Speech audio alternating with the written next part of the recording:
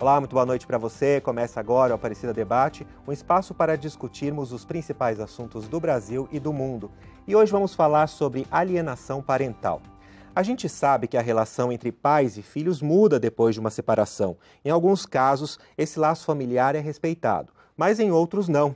E isso pode dificultar a convivência das crianças. A alienação parental entra justamente aí, quando há uma interferência na formação psicológica da criança ou do adolescente. Por exemplo, quando o filho ou a filha é impedido de ter contato com o pai ou com a mãe. Interferência que pode provocar graves consequências na vida dos envolvidos. Tanto é que em alguns tribunais esse problema já é tratado como a síndrome da alienação parental. Aqui no Brasil tem até a lei da alienação parental, só que há 10 anos essa lei gera discussões e polêmicas. Alguns criticam a falta de definição científica da síndrome, enquanto outros acreditam que a lei traz visibilidade ao problema e ajuda a reprimir os casos. Mas você sabe em qual contexto surge a alienação parental? Quais os reais impactos que a síndrome causa nos envolvidos? E existem medidas para evitar a alienação parental? Para falar mais sobre o assunto, aqui comigo está a Edna Rocha, que é doutora e mestre em Serviço Social pela PUC de São Paulo. Ela é associada ao Núcleo de Estudos e Pesquisa sobre Crianças e Adolescentes, UNECA. E eu também converso com a Mônica Andrade Gama. Ela é advogada, pós-graduada em Direito de Família e Mediação de Conflitos e bacharel em Psicologia pela USP. Fundadora do Instituto Brasileiro de Práticas Colaborativas, o IBPC, diretora da Comissão de Práticas Colaborativas do Instituto Brasileiro de Direito de Família e presidente da Comissão de Práticas Colaborativas da OAB de São Paulo.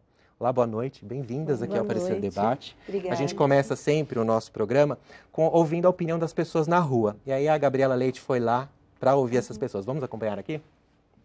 Oi, Marcelo, olha, isso mesmo, a gente veio hoje saber a opinião das pessoas sobre alienação parental, tema polêmico, hein? Principalmente quando acaba um relacionamento aí com rancor, com mágoa. Mas vamos lá saber a opinião das pessoas. Eu acho isso muito errado, porque o filho tem direito de conviver com o pai, independente se a mãe teve algum problema com ele ou não. Eu acho muito errado, porque a criança, ela veio de um fruto de um amor, ela não veio para trazer discórdia, para briga entre...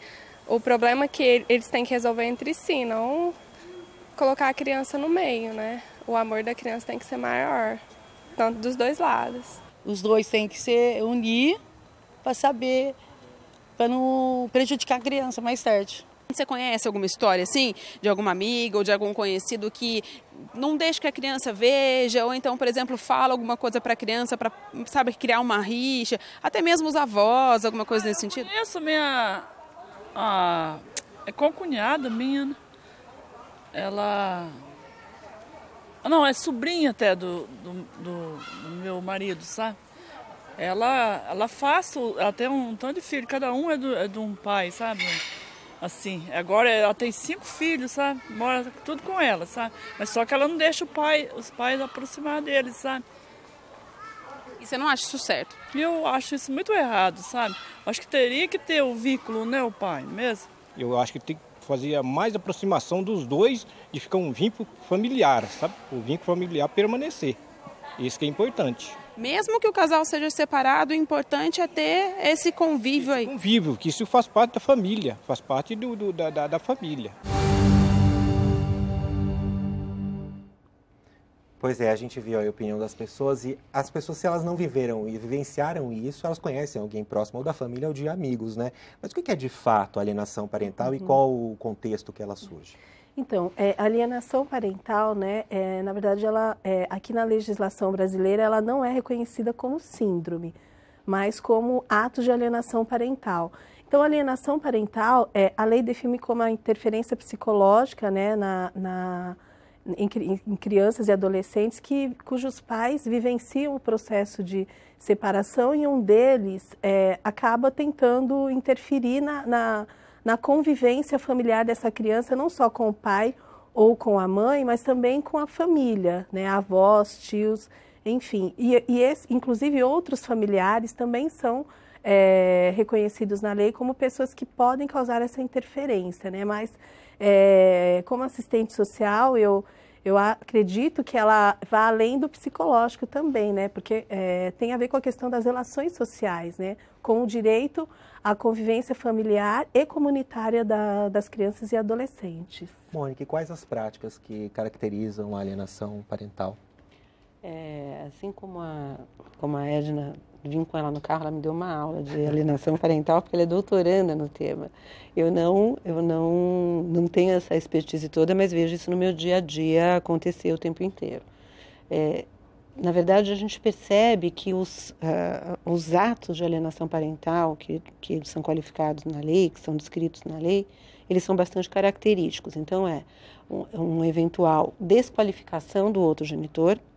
Normalmente, até antes de qualificar e descrever esses atos, a gente percebe que esse tipo de atitude ou esse tipo de prática, normalmente ela acontece numa família disfuncional, ou seja, não acontece só de um lado. A gente sabe que, de alguma maneira, isso acontece de ambas as partes.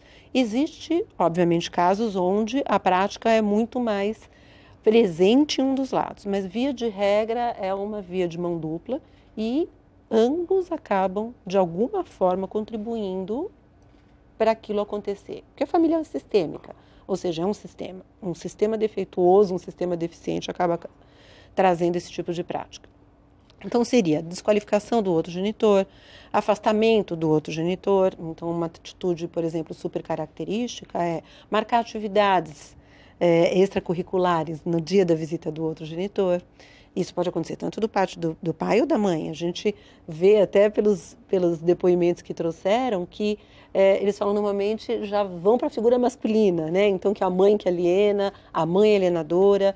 Então muito dos debates que acontecem, como você mesmo colocou, é de mães e de mulheres que se sentem relegadas ou preteridas, e aí passa por uma questão de gênero que a gente vinha conversando no caminho com a Edna, mas é de ambos os lados, pode acontecer de ambos os lados. Então, desqualificação do genitor, esse afastamento, eventuais críticas, pode acontecer com falsas denúncias, que esse é um grande complicador, né? Você acusar o pai de coisas que ele não cometeu, como, por exemplo, uma violência doméstica ou uma violência sexual, entre outros fatores. Você percebe que todos esses incisos, que é o artigo 2º da Lei de Alienação Parental, ela descreve, esses incisos descrevem e trazem, você percebe que é bem característico. A criança vai passando por todas essas fases até chegar num momento que eles chamam da síndrome, que eu acho que realmente, às vezes, é um pouco exagerado você falar na síndrome. A síndrome nem sempre está presente e para você chegar lá é um longo caminho. Mas normalmente passa por um caminho, né? Então começa com afastamento, com críticas constantes, a criança rejeitando o outro genitor, até um ponto que ela se afasta definitivamente do outro genitor, começa a não querer estar em conjunto com o outro genitor, começa a pedir para não visitar, se recusa a ver e quando vai pede para voltar para a casa do outro genitor. E aí você percebe que a criança realmente está já contaminada com aquela prática. Agora, você quer complementar? Isso eu queria falar, o seguinte, que assim, eu vejo que essa questão da alienação parental, ela, que se nomeia, né, como alienação parental, ela pode começar antes até do término do relacionamento. E aí, com relação às famílias, eu não falaria família disfuncional, mas assim, as famílias hoje, elas vêm passando por grandes transformações, né? As mulheres, elas participam, né, da composição de renda, estão no mercado de trabalho, ao passo que os homens também vêm participando mais, né, da educação dos filhos, mas quando os pais não têm muito clara essa questão, né, da responsabilidade parental, acho que esse é a grande questão, né, os pais não exercerem a autoridade parental. E numa situação em que há um conflito e que pode acontecer inclusive durante o casamento, a tendência é que depois da separação esses conflitos possam se acirrar. Então você acha que essa transformação da nossa sociedade também interfere na alienação parental? Eu diria não só na alienação parental, né, que esse é um termo que a lei estabeleceu, mas nas relações familiares e na educação dos filhos, né.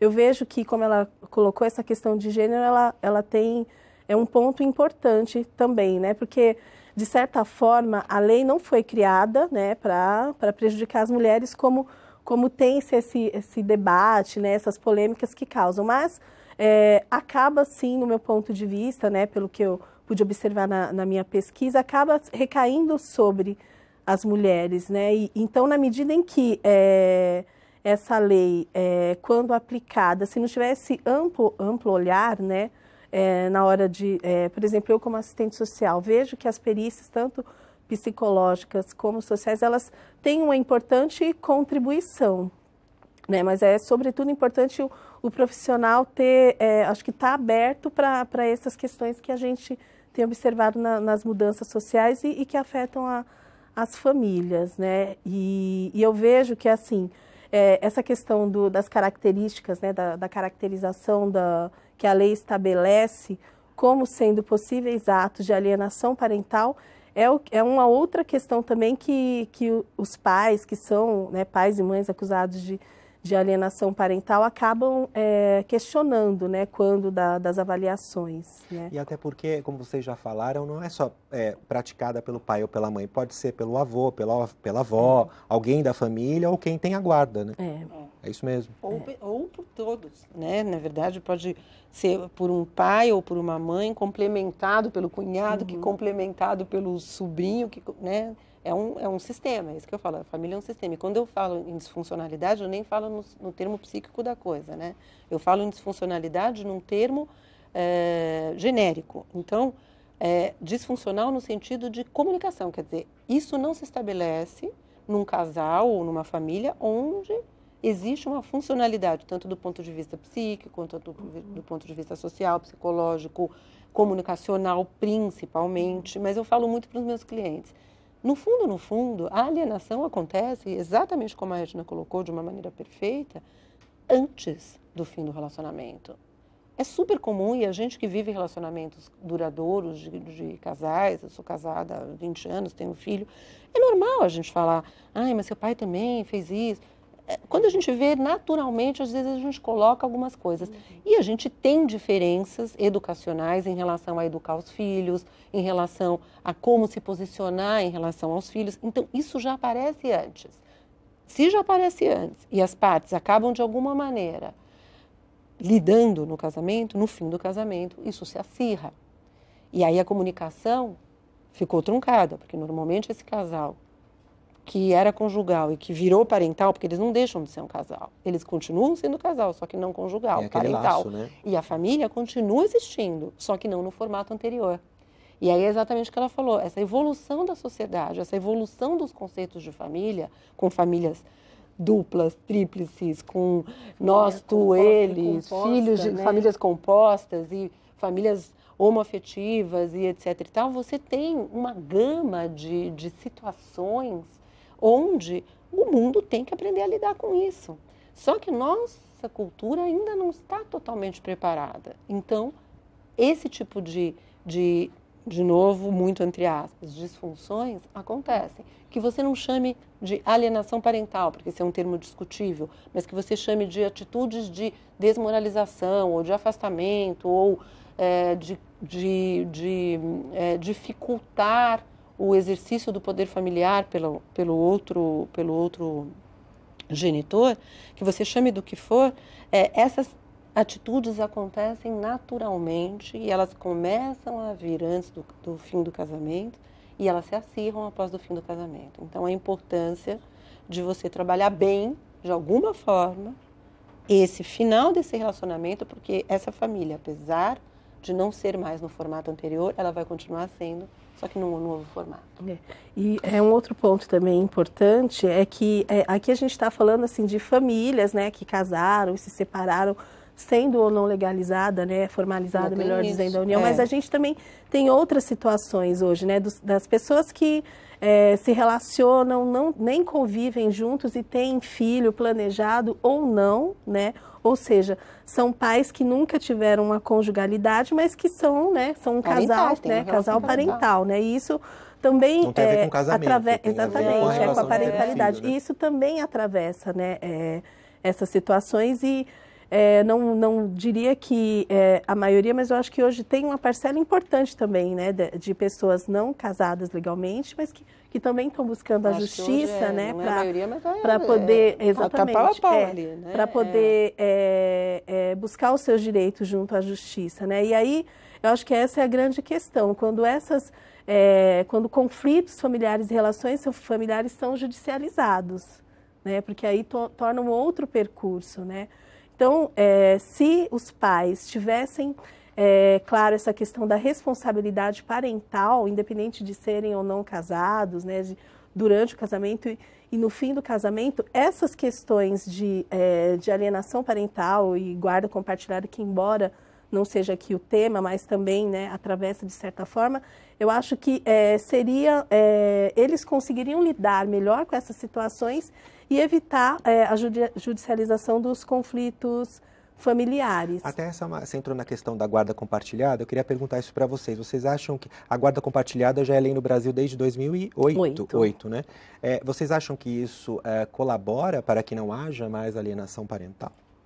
Do termo, né, ponto de vista jurídico e também do seu psicológico. Tá. Eu vou falar então da minha área, né, que eu sou assistente social. O que eu vejo da lei da alienação, ou melhor dizendo, da lei da guarda compartilhada, que é de 2014, né? Ela é de 2008, em 2014 teve uma nova lei, né, que foi aprimorada, é que ali tá claro, né, a importância da participação dos pais, independente da modalidade de guarda. A guarda compartilhada, ela já é exercida, né, se a gente pensar num casal, né, que vive junto, ela ali já está sendo exercida compartilhada, né, de forma compartilhada, o casal junto. Então, se separa, se não houver nenhum impedimento, né, eu penso que a guarda compartilhada ela é um caminho, sim, para a participação dos pais e também, com relação à alienação parental, eu penso que ela só teria uma efetividade, digamos assim, para impedir a alienação se esses pais tiverem claro a responsabilidade deles, né?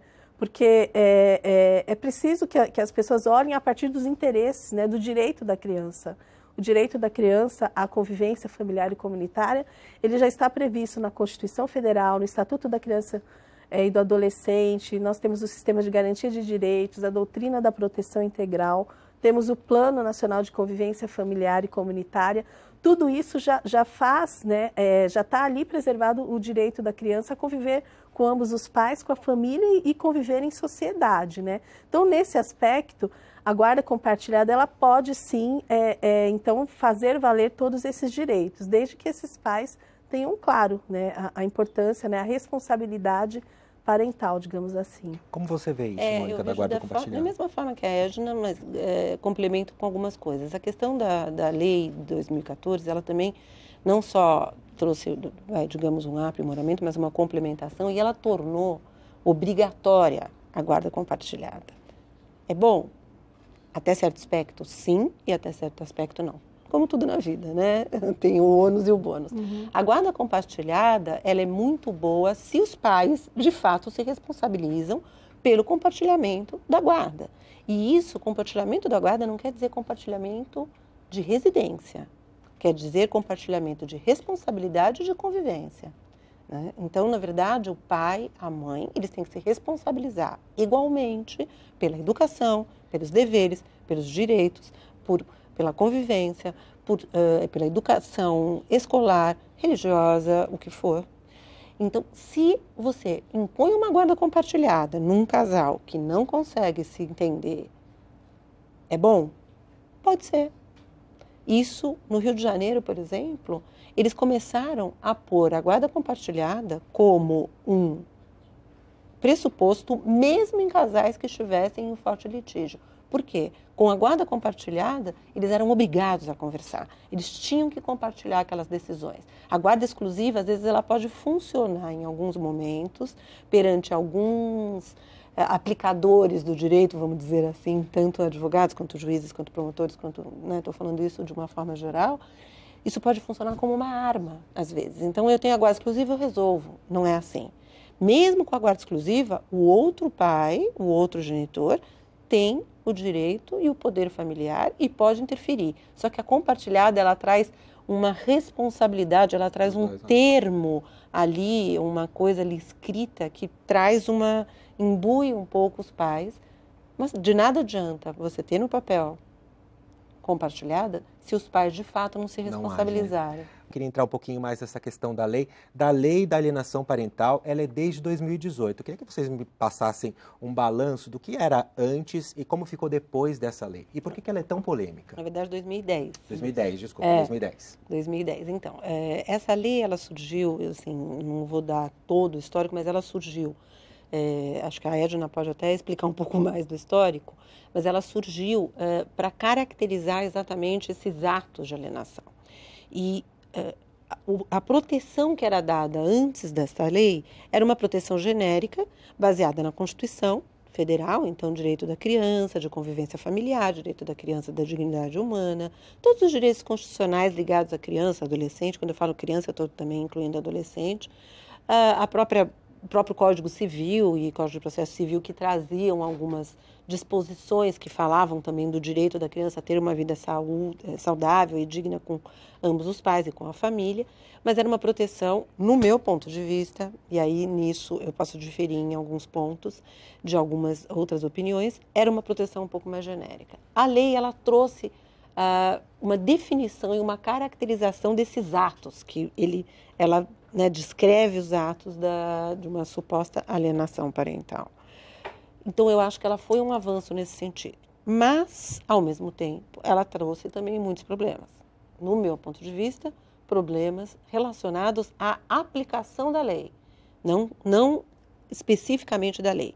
Ela tem um caráter também, isso eu vim conversando com a Edna e a gente trocou uma ideia, ela tem um caráter também punitivo, o que não é bom, mas, ao mesmo tempo, essa ameaça de punição também, de alguma maneira, coíbe, talvez, pais que sejam alertados ou que entendam que estão praticando atos de alienação parental.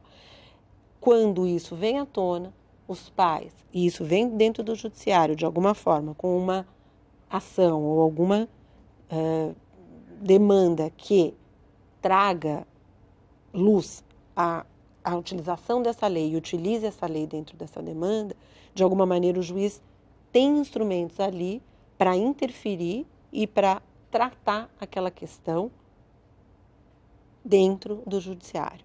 O judiciário é o melhor caminho para isso? Não. E aí a gente vai falar um pouco de prevenção daqui a pouco.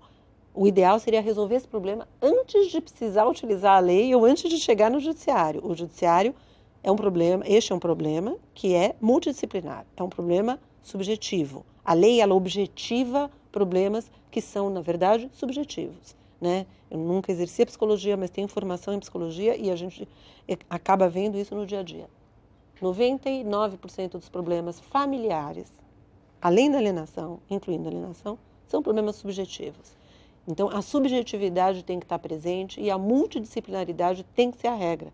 Tem que incluir psicólogo, tem que incluir assistente social, tem que incluir a sociedade, tem que incluir ferramentas outras que não só a punição da lei.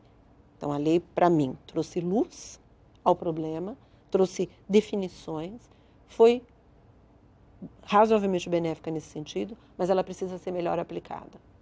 Então, ela merece alterações. Esse é o meu ponto. Como você vê, Edna, porque até muitos criticam a lei porque dizem que ela não tem uma definição sobre o que é a síndrome de alienação parental, né? Isso acaba prejudicando ali no processo. A lei, ela fala em atos, não em síndrome, né? Porque, na verdade, essa questão da síndrome da alienação parental, ela foi um tema que surgiu aqui no Brasil nos anos 2000, no início dos anos 2000, e, na verdade, é um tema que eu digo, até falo na minha tese, que ele foi importado, né? Porque um psiquiatra norte-americano, vou falar de uma forma bem breve, né, para não ser extensa, nos idos dos anos 1980, nos Estados Unidos, ele caracterizou, era um psiquiatra forense, ele caracterizou a síndrome da alienação parental como essa interferência, né, dos pais, mas acaba que, em geral, acaba recaindo sobre as mulheres, né, acho que essa é uma outra questão, uma outra polêmica, em que situações em que pais, aí eu diria até mulheres, mães, com o intuito de vingança, criava situações para dificultar o convívio, né, para até romper a relação da criança com o pai. Então, esse psiquiatra, ele desenvolveu, publicou vários artigos na tentativa até de que lá nos Estados Unidos fosse reconhecido como síndrome, mas não teve esse reconhecimento, e por algum motivo, né, esse tema foi incorporado aqui na realidade brasileira, muito Posso discutido. só complementar uma questão? Você está falando dos Estados Unidos, eu tenho um dado aqui. Nos Estados Unidos, 80% dos filhos de pais divorciados já sofreram algum tipo de alienação parental, segundo dados da síndrome de alienação parental, que é isso que está falando. Isso, né? exatamente. Mas tem uma pesquisadora, que é a Analícia Martins, que ela é do Rio de Janeiro, e ela pesquisou, né, na dissertação dela de mestrado em 2010, e ela apontou isso, né, que embora ele tenha divulgado essa síndrome da alienação parental, do que ela observou na pesquisa dela, não teria uma cientificidade, digamos assim. Quando esse tema chega no Brasil, e ele acaba sendo discutido muito próximo, assim, também dessas questões da guarda compartilhada, né, foi par e passo. Mas, assim, ele foi discutido mais no âmbito do direito e também da psicologia, e aí começou a se espraiar nas associações de pais e mães separados, e as pessoas foram se identificando, né, com essa síndrome da alienação parental. Na medida em que ela foi ganhando uma repercussão, foi apresentado um projeto de lei, né, por um juiz, o nome dele eu me esqueci agora, mas é Elísio alguma coisa, também não vem ao caso. Ele apresentou esse projeto de lei e um deputado acabou apresentando esse projeto de lei no Congresso. E aí, num curto espaço de tempo, né, o projeto foi apresentado em 2008, e num curto espaço de tempo, e aí eu acho que essa é a grande questão. No meu entender, pelo que eu pude pesquisar, não teve um amplo debate com a sociedade, né, a aprovação da lei, né, embora fale-se que teve audiência, mas um debate multidisciplinar, não foi exatamente, não teve esse debate multidisciplinar. Não é só a lei, não é só o jurídico. Pessoas que trabalham isso mesmo, né, com as questões de família, direito, serviço social, que nem teve a participação, essa lei foi aprovada. E eu vejo que na medida em que leis que não têm uma ampla participação, não só, né, de pesquisadores e também da sociedade, é difícil depois essa lei ser incorporada, né, pela sociedade. Eu acho que é aí que está a questão, né, da lei da alienação parental. E ela dá margem para amplas discussões mesmo, né? Assim, aí o que a gente estava falando, tem alguns pontos que a gente diverge. Por quê? No meu entender, eu acho que a lei, não é questão de demonizar a lei da alienação parental, né? Mas eu acho que a gente tem que questionar essa lei, porque se a gente já tem um aparato da Constituição, né, do que eu já tinha falado anteriormente, o sistema de garantia de direito, o plano de convivência familiar e comunitária, qual é o sentido dessa lei? Né? E eu faço esse questionamento por quê? Porque é justamente esse debate, né, que as pessoas questionam e entram na polêmica de que se a gente tem, então, essa lei de alienação parental, por que ela não foi tão amplamente aceita, né? Qual o sentido dessa lei quando a gente já tem outros dispositivos jurídicos, né, que protegem a criança? Eu, como assistente social, prefiro falar muito mais em responsabilização parental, né, desses pais assumirem, né, a parentalidade, do que entrar nessa questão de falar alienação parental.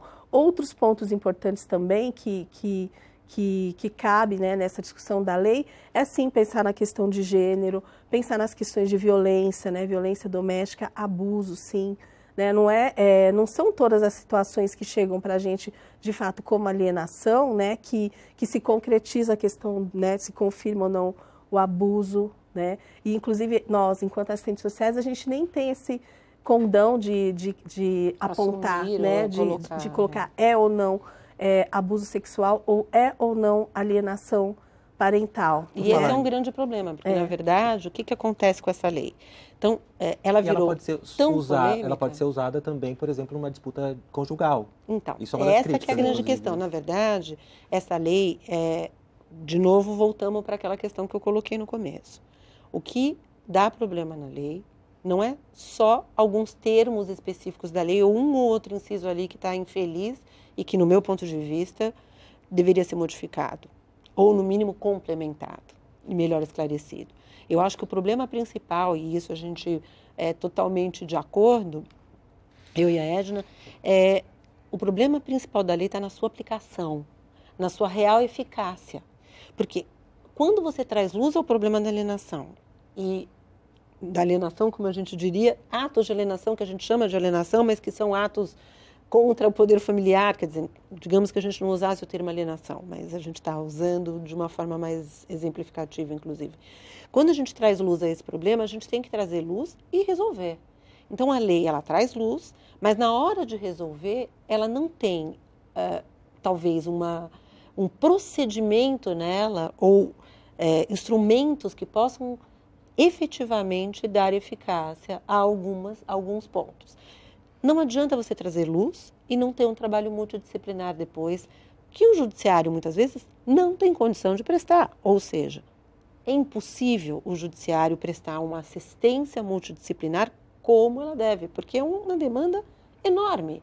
No caso das assistentes sociais, elas sofrem bastante pela falta de recurso que elas têm, mas elas ainda conseguem fazer um trabalho, acho que mais, apesar de difícil, conseguem fazer um trabalho mais efetivo. As psicólogas, elas sofrem, porque é muito pouco recurso.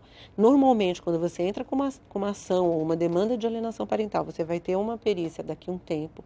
Esse período, que seria vacácio, aí, entre você ter a ação e a perícia propriamente dita e terminada, para o juiz de alguma maneira poder interferir, é enorme. Isso que eu ia perguntar, o trabalho do assistente social, o psicólogo, não entra logo no começo do processo? Então, aí que a gente está fazendo um parecer dentro do Instituto dos Advogados de São Paulo, do IASP, onde a gente fala exatamente isso. No meu ponto de vista, com formação em psicologia, com o meu dia a dia, o que eu acho? Entrou uma demanda de alienação parental, o ideal é não ter que entrar com a demanda, não ter que usar a lei dentro do judiciário, mas entrou, teve que usar. O que tem que fazer? No nosso ponto de vista, e isso também a Edna concorda, tem que chegar e ir direto para um acompanhamento psicológico e social, através de um acompanhante terapêutico, de um AT, que pode acompanhar essa família e fornecer subsídios também para o aplicador do direito, juiz, promotor, assistente social, o próprio perito e para os pais.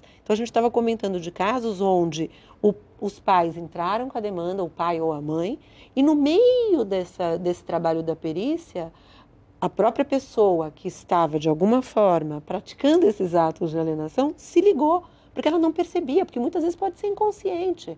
Às vezes a própria criança, vendo a mãe ou o pai chorar e sofrer muito por uma ruptura conjugal ou relacional, ele culpa o outro genitor. Então, ela inconscientemente, a pessoa, o homem ou a mulher, para mim não importa, culpa o outro genitor. Fala, teu pai que me fez sofrer, ou a tua mãe que está me fazendo sofrer, eu não queria me separar, quem quis foi seu pai, quem quis foi sua mãe. E isso ela não faz por querer. É uma coisa inconsciente. E às vezes, a hora que ela toma contato com aquilo dentro do judiciário, ela consegue ressignificar de alguma forma. Então, nesse ponto, essa aplicação que deveria ser dada é muito difícil de ser dada dentro do judiciário. Então, eu acho que teria que recorrer a entidades privadas, a parcerias com universidades, a gente estava conversando com outros órgãos, para poder aplicar a lei de uma forma eficaz. Então, não adianta, a gente brinca no direito, não adianta ganhar e não levar. Adianta, sim, você ter uma lei que depois você consiga aplicar de uma maneira benéfica. Então, não adianta você tirar a guarda, não adianta você inverter residência, não adianta você punir, dar multa, que são as punições feitas pela lei, né? Esse cunho aí, né, repressivo da lei. Não adianta tudo aquilo se a pessoa não se conscientizar e não mudar.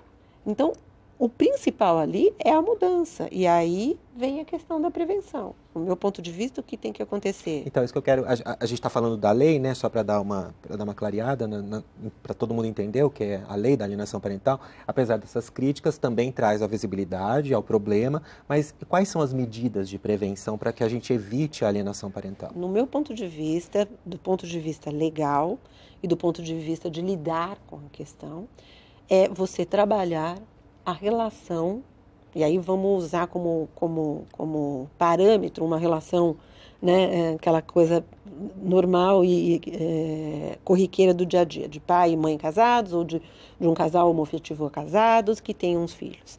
Eu acho que esse final da relação conjugal e início de uma relação nova, parental, precisa ser muito bem trabalhada na época do divórcio, ou na época da separação, ou na época de uma discussão de guarda ou de alimentos, ou de que for.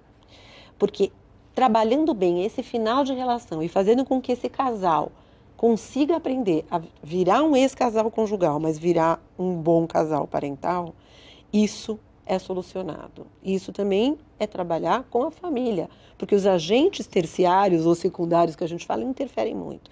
Então, aí eu vou fazer um merchandising aí de um trabalho que a gente faz, que é o Instituto Brasileiro de Práticas Colaborativas, que a gente trouxe para o Brasil uma forma de se trabalhar divórcios, questões, conflitos familiares, onde os advogados estabelecem, junto com as partes, um termo de não litigância. Todo mundo assina um termo dizendo, nós não vamos litigar em juízo. Caso esse acordo não aconteça, essas partes têm que buscar outros advogados para ir para o judiciário. E dentro desse trabalho, agrega-se equipe multidisciplinar. Então, a gente pode trazer assistentes sociais, psicólogos que trabalham pontualmente, como a gente chama coaches, esse nome não é muito feliz, mas eles trabalham de uma forma multidisciplinar, junto com os advogados, podendo trazer também financistas, e essa equipe multidisciplinar trabalha essa família. Então, lida-se melhor, os acordos normalmente são mais duradouros, a família, de alguma maneira, sai mais fortalecida disso e entende que eles têm que virar um casal parental, apesar de não serem mais um casal conjugal. E não misturar as grandes mágoas, porque, no fundo, o que acontece aqui é que as mágoas do fim da relação, o inconformismo e a dor do fim da relação vai parar na alienação parental. Os restos do amor vão para o judiciário. E os prejudicados são as crianças, né? Do ponto de vista social, queria que você falasse, por favor. Então, eu penso que pensar na questão da alienação parental, eu acho que tem outras, daria para a gente ficar, né, aqui inúmeras, né, horas falando, mas assim, eu acho que é importante, como assistente social, a gente ter um olhar voltado, né, para a questão também de gênero, né, das violências, porque o que tem acontecido muito é situações que vêm, né, que vão para o judiciário como sendo de alienação parental, atravessadas pela questão da violência doméstica. Acho que isso não pode ficar de fora dessas discussões. Até porque em situações em que há violência doméstica, eu acho muito complexo falar também da alienação parental, né? Conflito familiar não pode ser confundido com violência doméstica, que acaba atravessando, né? Isso é um ponto. Outro ponto também que eu considero importante é todos os profissionais começarem a discutir mais essa questão da alienação parental e das transformações que a gente vem passando, né, na sociedade com relação à família, o papel do homem, o papel da mulher se transformando e o quanto que isso está afetando as relações sociais, né, e familiares e parentais. Eu penso que deveria concordo também, amplo debate, né, um amplo debate. Fora até da justiça mesmo. Para não chegar na justiça, né? Trabalhos educativos, né, que fossem desenvolvidos, né, talvez pelo executivo, políticas públicas, né, que trouxesse esse debate. Mas já que chegou na justiça, eu acho que a Edna me trouxe isso, a gente veio conversando no caminho para cá, e ela me trouxe uma luz que, assim, na verdade, qual é o grande problema hoje da lei? É não ter tido os debates que deveriam ter tido, eles falam que tiveram, mas a gente não sabe qual é a amplitude desses debates. Então, antes de você promulgar uma lei, o legislador, ele não, né, nem sempre ele é o cara que entende do dia a dia ali do que está acontecendo. É ouvir assistentes sociais que veem isso no dia a dia, é ouvir psicólogos que veem isso no dia a dia, é ouvir os próprios pais que veem isso acontecendo no dia a dia, os próprios advogados que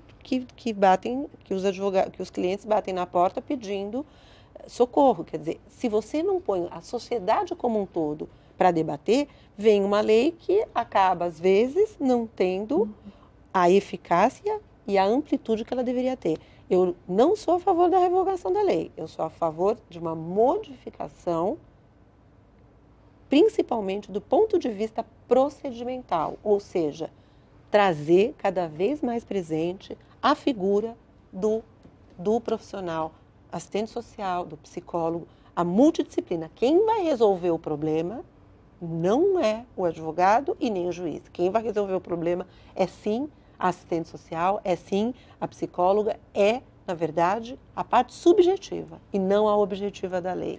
Gente, infelizmente nosso tempo acabou, porque a gente está tão esclarecedor esse assunto de alienação parental, mas o nosso tempo chegou ao fim. Eu quero muito agradecer vocês, agradecer a Edna Rocha, que é doutora e mestre em Serviço Social pela PUC de São Paulo. Ela é associada ao Núcleo de Estudos e Pesquisas sobre Crianças e Adolescentes, o NECA. Meu muito obrigado também a Mônica Andrade Gama, advogada, pós-graduada em Direito de Família e Mediação de Conflitos e bacharel em Psicologia pela USP. Ela é fundadora do Instituto Brasileiro de Práticas Colaborativas, o IBPC, diretora da Comissão de Práticas Colaborativas do Instituto Brasileiro de Direito de Família e presidente da Comissão de Práticas Colaborativas da OAB de São Paulo. E se você quiser rever esse programa, acesse o canal da TV Aparecida no YouTube e use a hashtag Aparecida Debate para deixar sua sugestão, crítica ou elogio na nossa página. O Aparecida Debate de hoje fica por aqui. Uma boa noite para você e a gente se encontra na semana que vem. Tchau!